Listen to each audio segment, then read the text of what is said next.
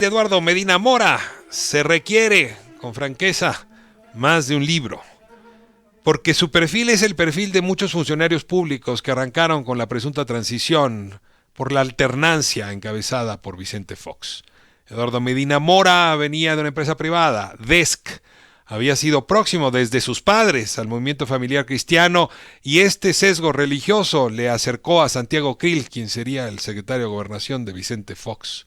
La confianza religiosa, porque no puede llamarse de otra manera, que tuvo Santiago Krill sobre Eduardo Medina Mora hizo que este funcionario privado se convirtiera de la noche a la mañana en el responsable de la inteligencia de nuestro país. Se encargó del Centro de Investigación y Seguridad Nacional. Desde ahí sufrió un gran descalabro porque no hubo manera de hacer que ese aparato transitara del oscurantismo en el régimen autoritario a la democracia naciente. No hubo manera en que se construyeran legislaciones donde esa institución proporcionara no inteligencia para hacer política o politiquería, sino inteligencia para proteger al país, a su población, a sus instituciones. La falta de profesionalización del CISEN, la falta de inversión que se realizó en ese momento, la falta de concepción presidencial sobre el papel que tenía que jugar esa institución, hizo que hoy México no cuente con una instancia de inteligencia. Ahí empezó el declive.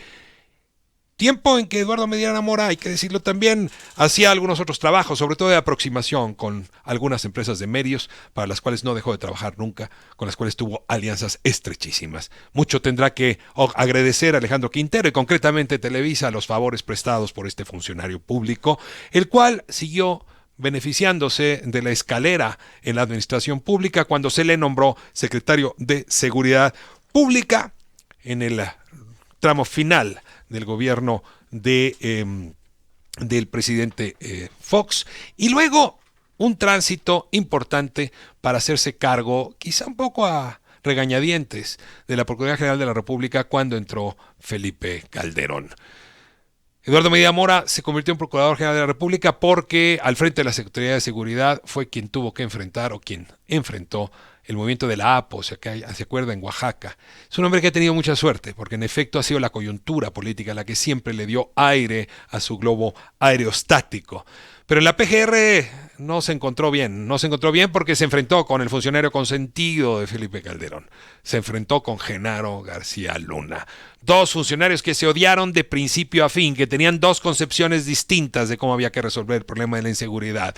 Y a final de cuentas, un daño letal ocurrió en esa relación cuando el proceso Manos Limpias, lo recordará usted, demostró que había funcionarios de la PGR que habían estado presuntamente ligados al crimen organizado. Concretamente eran informantes y socios del clan de los Beltrán Leiva. Luego ese juicio se cayó y prácticamente todas las personas salieron libres, pero este episodio desasiado de la política hizo que Genaro García Luna y Eduardo Medina Mora entraron en colisión. ¿Y quién cree que ganó? Genaro García Luna. Ahí no se acaba la historia. Para proteger a este funcionario lo invitan de embajador a Inglaterra. Después, con Enrique Peña Nieto, se hace embajador en Washington y deja esa embajada para buscar un asiento en la Suprema Corte de Justicia. ¿Quién le ofreció ese cargo? Humberto Castillejos, concretamente, que había sido su coordinador de asesores y que se había convertido en el responsable jurídico de presidencia. En realidad, Eduardo Medina Mora entra ahí a la Corte como una pieza para defender los intereses del peñanietismo y entonces comete una grave afrenta que hoy es imperdonable.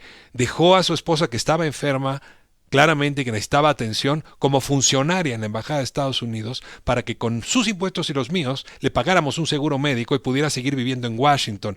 Mujer que luego él mismo denunció como ser dueña de parte de los recursos que habría enviado a Inglaterra y que habría enviado a Estados Unidos. Lamentablemente, ya fallecida, no salió ella a poder defender este embrollo. O necesitaba dinero y por eso se le pagó el seguro y se quedó trabajando en Washington, o tenía dinero de sobra y fue de sus cuentas de donde salió estas inversiones a Inglaterra y otros países. Ha dejado una estela de preguntas Eduardo Medina Mora demasiado grave, y desde luego que quien hoy quiere pintarlo como el adalid de la democracia, como la víctima sacrificada por el gobierno de la República, olvida qué ha hecho, con qué intereses y a qué apuestas le ha dedicado Eduardo Medina Mora buena parte de su trayecto profesional. Yo diría enhorabuena que no sean ese tipo de ministros los que gobiernan la justicia mexicana. Hasta aquí el perfil del ministro que renunció el día de ayer.